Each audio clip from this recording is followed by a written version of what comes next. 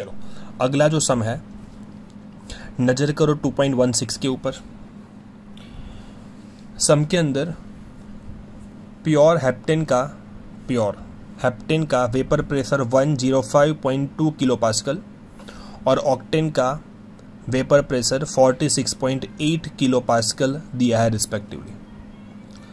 Heptane लिया गया है 26 ग्राम और ऑक्टेन लिया गया है 35 ग्राम।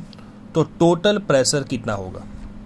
दोनों को जब मिक्स करेंगे और कुछ नहीं लिखा है, मतलब आइडियल सोल्यूशन कंसीडर करना है, तो टोटल वेपर प्रेशर कितना होगा? तो फॉर्मूला क्या है आपको बताया ना, ये वाली फॉर्मूला है जो मैंने यहाँ पर निकाल दी है, PT is equals to P0 AXA plus P0 BXB। तो इसको A मान लेते हैं, इसको B मान लेते हैं। तो A दिया है P0 A, P0 B भी दिया है। मोल फ्रैक्शन फाइंड करना है तो मिल जाएगा। मोल फ्रैक्शन के लिए मोल चाहिए, तो moles of heptane given mass, molecular mass 100, heptane C17 H16 और ये हो जाएगा C18 H18। ऑक्टेन का वेट 35, मॉलिक्यूलर मास 114। दोनों के मोल मिल गए, टोटल मोल प्लस करोगे तो 0.567 आ जाएगा। समझ में आ गया? तो मोल फ्रैक्शन उसके मोल्स बाई टोटल मोल, इसका उसके मोल बाई टोटल मोल, तो दोनों का मोल फ्रैक्शन मिल गया, देख लो। और अब फॉर्मूला के अंदर वैल्यूज पुट कर दे, ये रही, सब कुछ रेडीमेड है। 105.2 ऊपर इसका मोल फ्रैक्शन प्लस उसका वेपर प्रेशर इनटू इसका मोल फ्रैक्शन, आपका आंसर। यूनिट को चेंज करने की आपको ज़रूरत बिल्कुल नहीं है, ठीक है। चलो आगे बढ़ते हैं। सॉल्यूट कितना डिसॉल्व किया जाए जिसका मॉलिक्यूलर मास 40 है? कितने सॉल्वेंट के अंदर? 114 ग्राम, और जिसका मॉलिक्यूलर मास भी दिया है 114, ठीक है। सो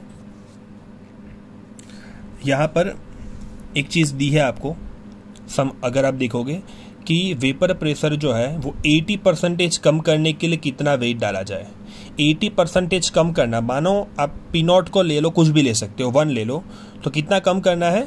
80%, मतलब 0.8 हो जाएगा 1 का। तो 1 माइनस 0.8, नीचे ले लेंगे 1।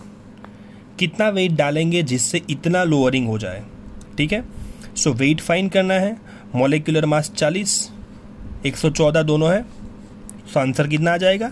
1 ग्राम। देखो कितना सिंपल सम है, समझ में आ गया। 80% वेपर प्रेशर डिक्रीज करना है तो कितना सॉल्यूट डाला जाए, ओके। चलो आगे बढ़ता है। अगला सम 2.19 नंबर का, ये पूरा वैल्यू ही है। सम देख लो, 30 ग्राम सॉल्यूट को जब डिसॉल्व किया 40 ग्राम वाटर के अंदर, तो वेपर प्रेशर, अब टेक्स्ट बुक के अंदर वैल्यूज को देखते जाना, सम भी पढ़ते जाना। Vapour pressure of solution 2.8 kilo pascal है, उसके अंदर और 18 ग्राम पानी ऐड किया तो वेपर प्रेशर 2.9 किलो पास्कल हुआ, ठीक है। रॉल्ट लॉ भी दिमाग में रखते जाओ, पानी ऐड किया तो वेपर प्रेशर बढ़ेगा रॉल्ट्स लॉ के अकॉर्डिंगली। तो ढूंढनी दो चीज़ है, मॉलिक्यूलर मास ऑफ सॉल्यूट और सॉल्वेंट का वेपर प्रेशर, ठीक है। दो चीज़ ढूंढनी है। 30 ग्राम सॉल्यूट 90 ग्राम पानी के अंदर, तो वेपर प्रेशर इतना, और पानी थोड़ा और ऐड किया तो वेपर प्रेशर इतना है। तो मॉलिक्यूलर मास और P0 दोनों आपको ढूंढना है, ठीक है। चलो बढ़ते हैं सम्स की तरफ। कैलकुलेशन की तरफ बढ़ते हैं। तो P0 minus PS by P0 formula apply किया मैंने। P0 माइनस PS कितना है? 2.8 किलो पास्कल, ठीक है ना। टेक्स्ट बुक के अंदर वैल्यू आप देखते जाना, 2.8 किलो पास्कल और P0, ठीक है। चलो, और ये 30, पानी 90, पानी का मॉलिक्यूलर मास 18 और मोलार मास ऑफ सॉल्यूट आपको ढूंढना है। इक्वेशन 1 दे दो, बिकॉज 2 अननोन है आपके पास। एक और इक्वेशन बना दे, पानी 90 ग्राम ऐड किया था और 18 ग्राम पानी ऐड किया, तो पानी कितना हो गया? 108। और तब सॉल्यूशन का वेपर प्रेशर कितना आएगा? 2.9। तो दूसरा इक्वेशन मिल जाएगा। मैंने कैलकुलेशन पूरी नहीं की है, आप स्मार्ट हो सब। By using this two equations you will get P not and molar mass both. समझ में आ गया? दो इक्वेशंस बनेंगे यहां पर। ओके, चलो अगला सम 2.20 नंबर का। 5% cane sugar, main sugar by mass दिया है, जिसका फ्रीजिंग पॉइंट 271 केल्विन है, और 5% ग्लूकोज का फ्रीजिंग पॉइंट आपको फाइंड करना है। प्योर वाटर का फ्रीजिंग पॉइंट दिया है 273.15। 5% बाई मास मतलब 5 ग्राम इन 95 ग्राम वाटर, दोनों की दोनों 5% ही है। सो करेंगे क्या, पहली इंफॉर्मेशन का यूज करेंगे और ढूंढेंगे KF की वैल्यू। देख लो, डेल्टा TF, क्योंकि लोअरिंग इन फ्रीजिंग पॉइंट है, डिप्रेशन, तो delta TF is equals to KF into molality. Delta TF lowering कितना हुआ, तो इसका 271 है और प्योर का 273.15। ठीक है, तो लोअरिंग डिफरेंस कितना है, 2.15। KF आपके पास नहीं है। मोलालिटी गिवन मास कितना है, तो 5 ग्राम इंटू 1000। शुगर का मॉलिक्यूलर मास 342 और 95 ग्राम के अंदर डिसॉल्व किया है। कैलकुलेशन करने से KF मिलेगा 13.97। इसको वापस हम अप्लाई करेंगे, delta TF is equals to KF into M। ठीक है, लोअरिंग फाइंड करना है, डेल्टा TF कितना फ्रीजिंग पॉइंट आएगा, KF तो कांस्टेंट रहेगा सॉल्वेंट के लिए, molality given mass 5 gram, glucose का मॉलिक्यूलर मास 180, 5 ग्राम 95 ग्राम के अंदर। कैलकुलेशन करने से कितना आएगा, 269.07। तो डिफरेंस कितना आया पानी से, डिफरेंस जो है वो आ गया यहाँ पर डेल्टा TF आया 4.08, आई एम सॉरी, डिफरेंस आया 4.08। तो फ्रीजिंग पॉइंट कितना होगा, 269.07। 273.15 में से ये माइनस कर देना है। ठीक है, समझ में आएगा ना। डेल्टा TF डिफरेंस होता है जो हमें मिल गया, तो फ्रीजिंग पॉइंट के लिए उसको कम करना पड़ेगा पानी के फ्रीजिंग पॉइंट में से, दैट इज 273.15। क्लियर हो ना? चलो आगे बढ़ते हैं। अगला प्रॉब्लम इंपॉर्टेंट है, 2.21। ठीक है, दो सॉल्यूट है, कंपाउंड्स AB2 और AB4। 20 ग्राम बेंजीन के अंदर 1 ग्राम AB2 जब डिसॉल्व किया तो फ्रीजिंग पॉइंट में डिफरेंस आया 2.3, और 1 ग्राम AB4 को 20 ग्राम बेंजीन के अंदर डिसॉल्व किया तो डिफरेंस आया 1.3। ठीक है, KF has been given to you और आपको atomic mass of A and B find करना है। बड़ा इजी सम है। ठीक है, फॉर्मूला अप्लाई करो, delta TF is equals to KF into M, lowering in freezing point 2.3। ठीक है, KF 5.1, molality 1 to 1000, molecular mass नहीं है मतलब, लेकिन फॉर्मूला तो बनेगी ना, AB2 मतलब A+2B हो जाएगा उसका molecular mass into 20 gram benzene. Same way दूसरे के लिए 1.3, KF constant, 1 into 1000 20, molecular mass A+4B।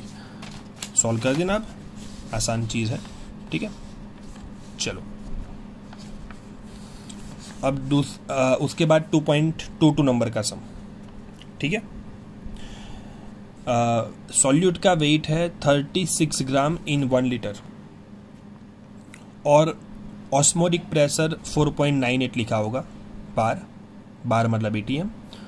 जब ऑस्मोटिक प्रेशर 1.52 होगा तो कॉन्सेंट्रेशन कितनी होगी।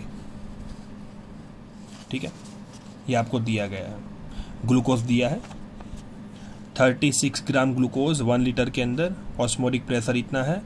जब ऑस्मोटिक प्रेशर इतना होगा तो कॉन्सेंट्रेशन कितनी होगी, तो pi is equals to CRT का यूज़ करेंगे, 2 है तो pi 1 is equals to concentration इसकी C1, R और T तो कांस्टेंट, और पाई 2 के लिए C2 RT। तो आर टी कंपेयर करें तो इसका आर टी हो जाएगा π1/c1 और इसका आर टी π2/c2। तो π1/c1 is equals to π2/c2 हो जाएगा। π1 कितना है 4.98 और कॉन्सेंट्रेशन कितनी है 36 ग्राम इन 1 लीटर और मॉलिक्यूलर मास ग्लूकोज का 180। π2 1.52 कॉन्सेंट्रेशन आपको ढूंढनी है, आपका आंसर। ठीक है, चलो उसके बाद अगला प्रॉब्लम 1 स्टेप सम 2.27 नंबर के ऊपर नजर करो। ठीक है, KSP 6 × 10⁻⁻6 KSP solubility product constant equilibrium chapter. Copper sulphide का KSP दिया है 6 × 10⁻⁻6।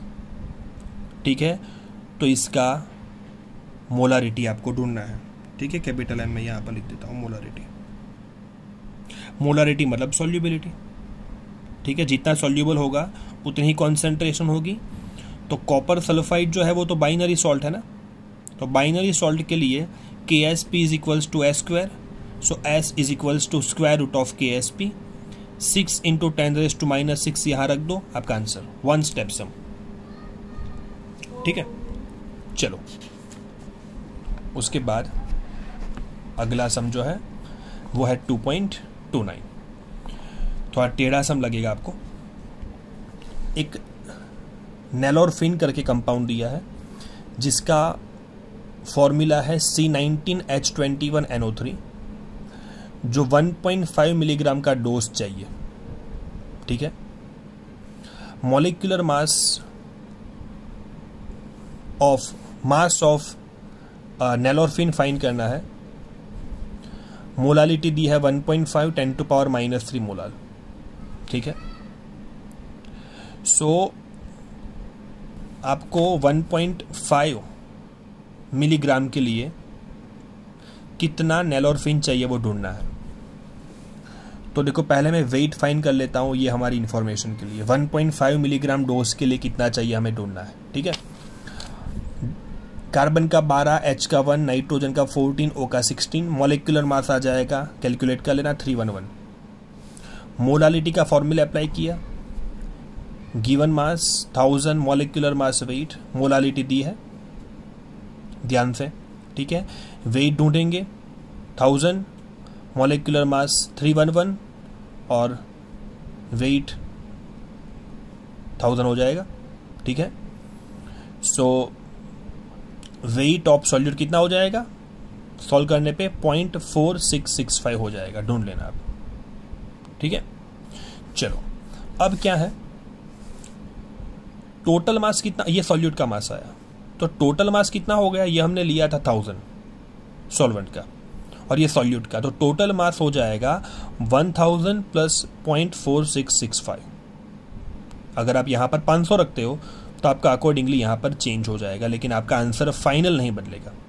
So total mass of solution हो जाएगा 1000.4665। सो मास ऑफ 0.4665 इतना अगर नेलोरफिन है तो सॉल्यूशन का मास कितना होगा 1000.4665 हो जाएगा। सो 1.5 मिलीग्राम के अंदर कितना मास होगा, क्रॉस मल्टीप्लीकेशन कर देना, योर आंसर विल बी 3.22 ग्राम। समझे कि नहीं। ठीक है, 0.4665 ग्राम के लिए सॉल्यूशन का मास 1000.4665, तो 1.5 मिलीग्राम मीन्स 1.5 10⁻³ के लिए कितना होगा, that is going to be your answer and it is 3.22 gram. ठीक है, चलो अगला 2.31 नंबर का कोई सम नहीं है, लेकिन एक छोटा सा प्रॉब्लम है, बहुत आसान है वैसे। लोअरिंग इन फ्रीजिंग पॉइंट इसका कितना होगा पानी के अंदर। 3 कंपाउंड दिए हैं, acetic acid, trichloro acetic acid और ट्राइफ्लोरो एसिटिक एसिड। अब ऑर्गेनिक केमिस्ट्री के अकॉर्डिंगली -I ग्रुप एसिडिटी बढ़ाता है, तो ये स्ट्रॉन्ग एसिड होगा ट्राइफ्लोरो, ये वीक और ये सबसे वीक। तो ये स्ट्रॉन्ग एसिड होगा तो डिसोसिएशन भी ज़्यादा होगा H+ और CF3COO- में, तो पार्टिकल्स भी बढ़ेंगे, पार्टिकल्स बढ़े तो कॉलिगेटिव प्रॉपर्टी बढ़ेगी, तो लोअरिंग इन फ्रीजिंग पॉइंट भी बढ़ेगा।